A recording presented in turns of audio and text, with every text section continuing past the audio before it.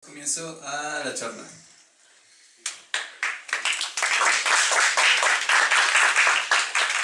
Bueno, después de unos pequeños fallos de que mi computadora no tenía USB, pues ya lo pude conectar.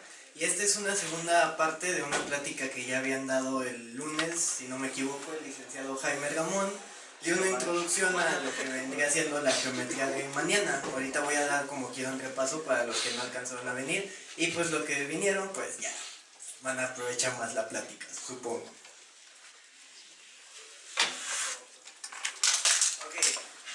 Primero vamos a comenzar desde los inicios con la relatividad galileana. Galileo propuso un postulado que se llama postulado de relatividad galileana, si no me equivoco, y nos dice que todas las leyes físicas de la naturaleza y las ecuaciones describen que tienen la misma forma en todos los marcos admisibles. De aquí podemos deducir que nos podemos preguntar primeramente qué es un marco admisible. Y un marco admisible es cualquier marco de referencia en el cual podamos medir la posición y el tiempo de un determinado sistema, ya sea inercial o acelerado. Este postulado ahorita ya en la actualidad pues ya lo desbancaron y nomás se puede para sistemas inerciales, pero ya mucho spoiler. Así que podemos ver que este principio se puede aplicar para los diferentes marcos, ya sea inerciales o acelerados. Ahora, mediante este postulado llegamos a, supongo que Galileo se preguntó, ¿qué hago si yo quiero conocer cómo mide la posición y el tiempo un observador S'? Es decir, si yo estoy aquí, yo quiero saber cómo mide la posición y el tiempo, no sé, ya seas tú o tú. Yo quisiera saber qué ecuaciones describen eso y tienen que ser iguales a las mías. Así que por ende vamos a suponer que S es nuestro sistema primario y S' es el sistema secundario y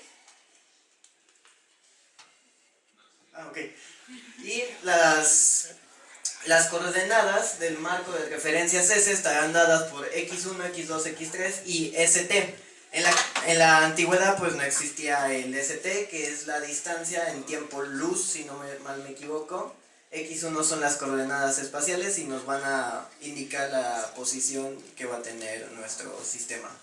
Ahora, S' medirá, ojo, x1 menos bt. ¿Por qué menos bt? Porque Galileo pensaba que todo giraba en torno a nosotros, por así decirlo. Por ejemplo, si Axel está aquí y yo me acerco a Axel, es como que si Axel se estuviera acercando a mí, yo no me estuviera acercando a Axel. Si yo doy un giro de 180 grados, es como si todo el universo estuviera dando un giro de 180 grados. De ahí se desprende el chiste de cuántos físicos se utilizan para cambiar una bombilla, pero X.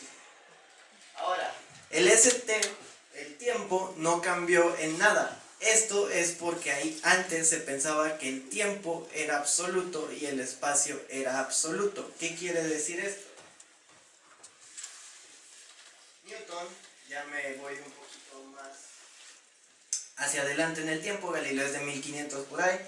Newton decía que el tiempo es absoluto, verdadero y matemático. Fluye en virtud de su propia naturaleza. Aquí hay que recalcar que dijo matemático, sino no es algo que pueda existir y no es de la naturaleza, sino es algo matemático que nosotros proponemos para medir cuánto se va a degradar un sistema en un determinado tiempo por medio de relojes. Pero aquí no nos dice qué es el tiempo, ni tampoco nos dice qué es el espacio.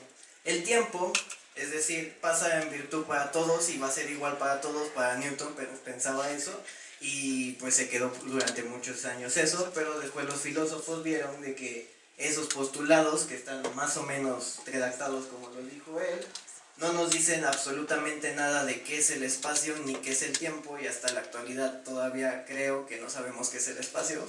Gracias a Ton hace esto, gracias. Ahora, esta relatividad duró durante muchos años, pasaron más de 1000, si no me equivoco, hasta que el resultado nulo del experimento de Michelson-Morley, que quería saber la distribución de la luz por medio de una sustancia que permeaba todo el espacio llamada éter y que ahorita estamos remontando con los modelos de la gravedad, pero eso fue otra ocasión.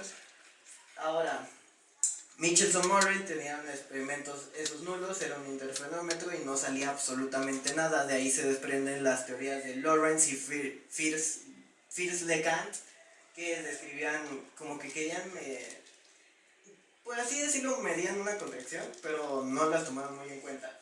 También la carencia de las invariancias de las ecuaciones de Maxwell eran un problema en ese entonces y no eran invariantes bajo diffeomorfismos, es decir, cambios de coordenadas. Ahora, Einstein se dio cuenta de esto y primeramente se preguntaron todos en ese tiempo de que ¿el éter existe? ¿El éter no existe? El éter siempre había estado ahí y lo utilizaban para todo, absolutamente para todo, y los físicos en esos años eran muy apegados a ese éter, lo querían mucho. Ahora, Einstein se pregunta, ¿el éter en verdad existe? Y la física newtoniana necesita correcciones. Ahora, esas correcciones que necesitamos, o que se necesitaron en ese entonces, son lo que conocemos ahora como relatividad especial. Y se puede reducir a dos postulados todo lo que sabemos de relatividad general.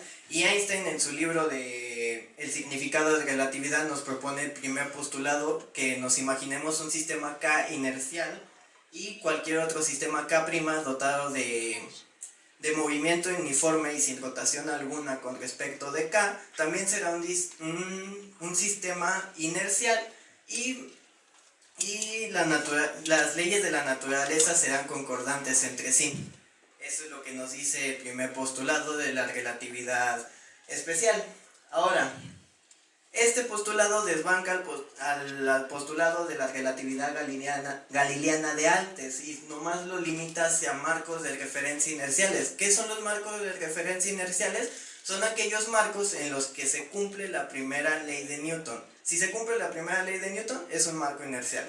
Ahora, el segundo postulado fue el que fue un poquito más controversial y dice que la velocidad de la luz es una constante en un marco de referencia inercial y en el vacío. Ojo, en el vacío. Yo cuando estaba iniciándome en la física pensaba que la velocidad de la luz era una constante para todo, pero después llegas a cierto punto donde en la astronomía te dicen de que las galaxias se propagan más rápido que la luz y que las partículas en el agua, por medio de impulsos, pueden viajar más rápido que la luz y después te deprimes mucho de que pues, no es cierto.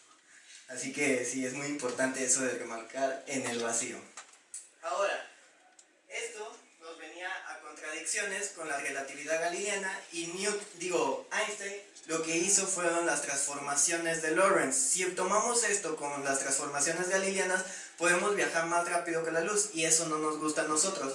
Ahora, Einstein propone las transformaciones de Lorentz como una solución a estos problemas para que ya no podamos viajar más rápido que la luz. Y de aquí se desprende de que la dilatación del tiempo, las contracciones de las longitudes y todo eso. Aquí ya se ve que el tiempo ya no es absoluto como lo pensaba Newton, ni el espacio es absoluto, y ya se nota como una conexión en espacio-tiempo. Ahora es el continuo espacio, es absoluto. ¿Qué quiere decir esto? Y esto es muy importante, porque absoluto quiere decir que es independiente de sus propiedades físicas y que produce un efecto físico. O sea, produce un efecto físico externo, pero no siendo él mismo afectado por estos efectos o por condiciones físicas que se den en él. Muchos filósofos de la época, como por ejemplo Emmerich, resultó que renunció al espacio incluso, porque cómo podía ser posible de que había algo ahí fuera que podía provocar cosas podía provocar situaciones sobre lo que estaban en él, pero siendo él mismo no fuese afectado, y era como que algo muy ilógico, pero al final lo dejamos así y se quedó así. Ahora, todas las suposiciones que acabo de hacer y todo están basados en espacios-tiempos planos. ¿Qué quiere decir esto? Bueno, espacios-tiempos planos y marcos inerciales. Toda la relatividad especial está basada en eso. Ahora hago la pregunta, ¿qué es un espacio plano y qué es uno curvo? Y aquí nos metemos a los postulados de Euclides, principalmente el quinto postulado, que nos dice que si tenemos dos rectas y las cortamos con una recta y el ángulo que se forma entre estas dos rectas es menor que 90 grados, estas rectas van a chocar en un punto. Ahora, si el ángulo entre estas dos rectas es de 90 grados, Estas rectas serán paralelas y nunca se tocarán en ningún punto. Eso es lo que nos dice el postulado de Euclides y sirve perfectamente para los espacios planos, o como nosotros lo llamamos en relatividad, espacios de Minkowski. Ahora, ¿qué pasa si no sirve este postulado? El espacio ya no es plano, sino es curvo. Incluso, a mí me causó mucho, controversia de que un cilindro es plano. O sea, se puede notar como que está la curvatura, pero en realidad es plano y no es curvo. Sin embargo, una esfera sí es curva, y de ahí se desprenden todo lo que vendría siendo la geometría riemanniana, que es la que le sigue a la geometría de Euclides. Ahora, espacios planos. La métrica de Minkowski nos permite definir un producto escalar en un determinado espacio. Aquí ya me voy a ir rápido. Consideramos un haz de luz moviéndose. El haz de luz será descrito por el teorema de Pitágoras, nuestro buen amigo el teorema de Pitágoras, pero extendido para 3 dimensiones. Ahora, si igualamos este teorema de Pitágoras a 0, nos permite definir lo que es el intervalo, y ese intervalo nos va a servir para definir, junto con otra ecuación que no la puse por ahí, la métrica de Minkowski, que va a ser una matriz diagonalizada y nos va a permitir medir las distancias en los espacios. Ahora, esto nomás sirve para espacios planos. Para espacios curvos, ¿qué usamos? Generalizamos la métrica de Minkowski para que se pueda usar a cualquier espacio en el cual estemos trabajando, ya sean coordenadas, ya sean polares o lo que sea. Ahora, la métrica de Minkowski para un espacio no trivial, no trivial significa que no es plano. Aquí puse la definición formal de que tenemos dos vectores. Sí, tenemos dos vectores, tales que los vectores están definidos como E supramu y E mu, donde E sub mu es el vector base y el cual nos permite definir el vector, y los mu y nu son las coordenadas, el x1, x2, x3 y zt. Ahora, como nosotros sabemos que estas dos propiedades son lineales, las podemos sacar de la ecuación y solo nos queda el producto interno de las bases. Y con este producto interno de las bases nos permite definir lo que vendría siendo la métrica generalizada. Esta métrica generalizada es el producto interno de los dos vectores base. Estos dos vectores base en el espacio euclidiano son constantes, pero aquí nos permite pasar a unos vectores que no son constantes, y de ahí se derivan los símbolos de Christoffel, que van a ser esenciales para entender las variedades riemannianas en un espacio que no es no trivial. Ahora, aquí ya para los que vinieron a la plática lo van a entender un poquito mejor. Vamos a definir lo que es la identidad de Bianchi, el tensor de Ricci y de Einstein. Ok, el tensor de Riemann, primeramente un tensor es una función multilineal que reposa sobre un espacio tensorial, pero no me voy a meter en cosas. Solo imagínense que es una función multilineal. Ahora, si tenemos nuestro tensor de Riemann, todas las permutaciones de índices sumándolas, o sea, el tensor de Riemann nos permite medir la curvatura que va a tener nuestro espacio, y Ricci, más bien Bianchi, encontró que todas las permutaciones con los índices que se podían hacer en este tensor podrían ser sumadas y nos da la identidad de Bianchi. A la identidad de Bianchi, si la contraemos por medio del tensor de Ricci, que el tensor de Ricci es como una versión modificada del tensor de Riemann, porque el tensor de Riemann sí es muy difícil de trabajar, y Ricci encontró que se podían hacer unas contracciones de índices y se podía volver una matriz y se podía manejar más fácil. Ahora, mediante el tensor de Ricci y la escala de Ricci podemos hacer la primera contracción y después una segunda contracción. Ahora, la identidad de Bianchi nos va a dar una relación entre el tensor de Riemann y de Ricci, y nos van a brindar todo lo que es la curvatura de nuestro espacio en el cual estamos trabajando. Por medio de la segunda contracción podemos llegar al tensor de Einstein. Este tensor de Einstein tiene toda la información del espacio curvo.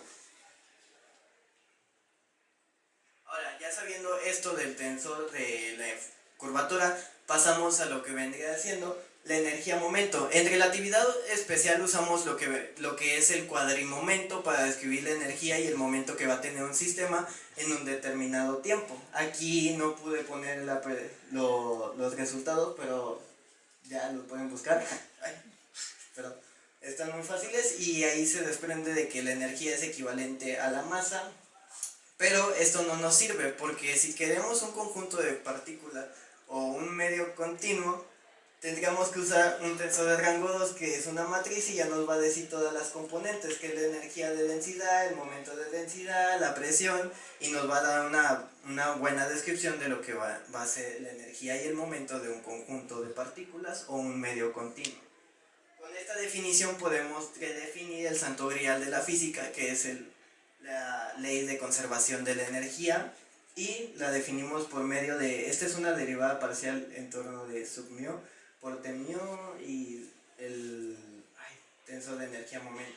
Ahora, ya que sabemos todas estas componentes, Einstein, por medio del principio de equivalencia, el principio de equivalencia, si no lo conocen, pues en pocas palabras es que para una partícula con masa es imposible definir si una partícula está sometida a los efectos de gravedad uniforme o aceleración uniforme. Ese es el principio de equivalencia débil, y esto se obtiene muy fácilmente igualando la segunda ley de Newton con con la masa multiplicada por la gravedad, y se quitan las masas y te queda que la aceleración es igual a la gravedad. Eso es el resultado al que llegaron Newton y Galileo en sus años, y nos dice esto, que las partículas con masa es imposible definirlas si están en una aceleración uniforme o si están sometidas a un campo gravitacional. Lo que hace Einstein es de que lo generaliza para todas las partículas, independiente si tienen masa o si no tienen masa, ya sea los fotones que no tienen masa, y dice así: para toda partícula y para toda fuerza significa que para todas las cosas que pasen en torno a ese sistema no es posible discernir si una partícula está sometida a la gravedad o a una aceleración uniforme.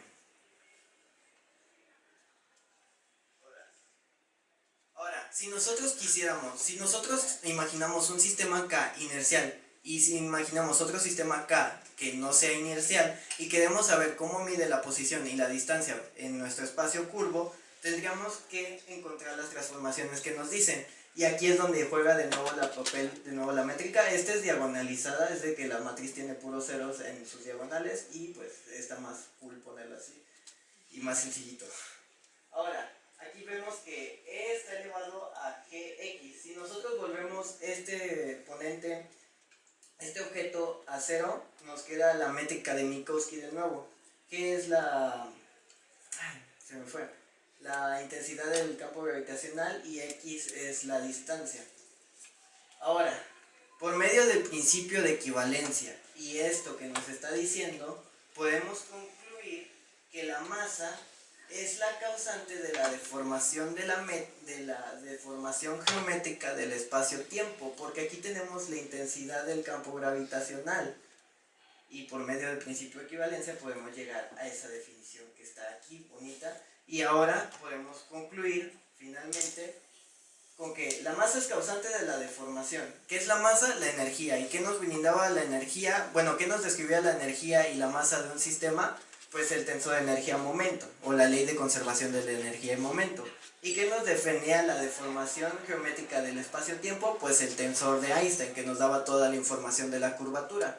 Ahora, si nosotros dos podemos igualar estos tensores, llegamos a esta ecuacioncita que está aquí. Este es el tensor de Einstein para espacios duales, es decir, espacios de los escalares, igualada a una constante K, que es 8, si no me equivoco, 8pi multiplicado por la constante gravitacional de Newton, dividida entre c a la 4, y eso se utiliza principalmente para llegar de nuevo a las ecuaciones de Newton y que no se pierdan. Y este es el tensor de energía-momento. Ahora, si nosotros utilizamos la definición del... Ah, no, ya, ahora, si nosotros utilizamos la definición del tensor de Einstein, podemos llegar finalmente a las ecuaciones de campo de Einstein, que nos van a describir la geometría que va a tener nuestro espacio y que va a ser producto de la energía. Ahora, esta es una ecuación diferencial, son 10 ecuaciones diferenciales compactas en una sola ecuación, muy bonita por cierto, y Einstein en sus años pensó que se iban a tardar mucho en resolverla, pero después llegó un científico llamado Schwarzschild, que se había ido a la guerra y había sido mal herido y se quedó en el hospital, y pues, ¿qué más que tienes que hacer en el hospital? Pues resolver las ecuaciones de campo de Einstein, y las resolvió en 2 meses. Ahora, De ahí ya se desprenden todo lo que es los agujeros negros, agujeros de gusano, universos paralelos, curiosidad teórica. Bueno, sí es curiosidad teórica. Y ya.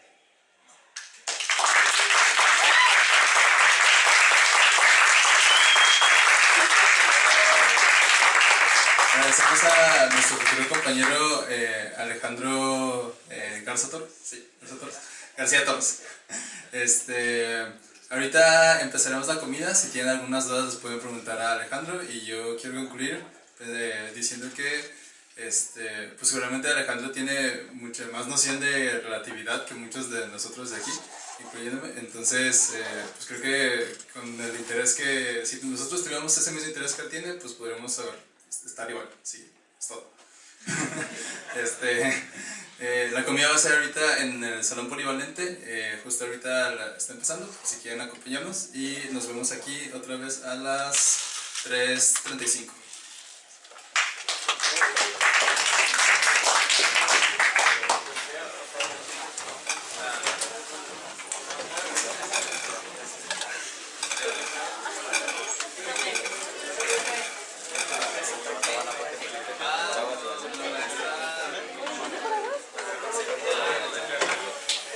Sí, dijo que hicimos los dos.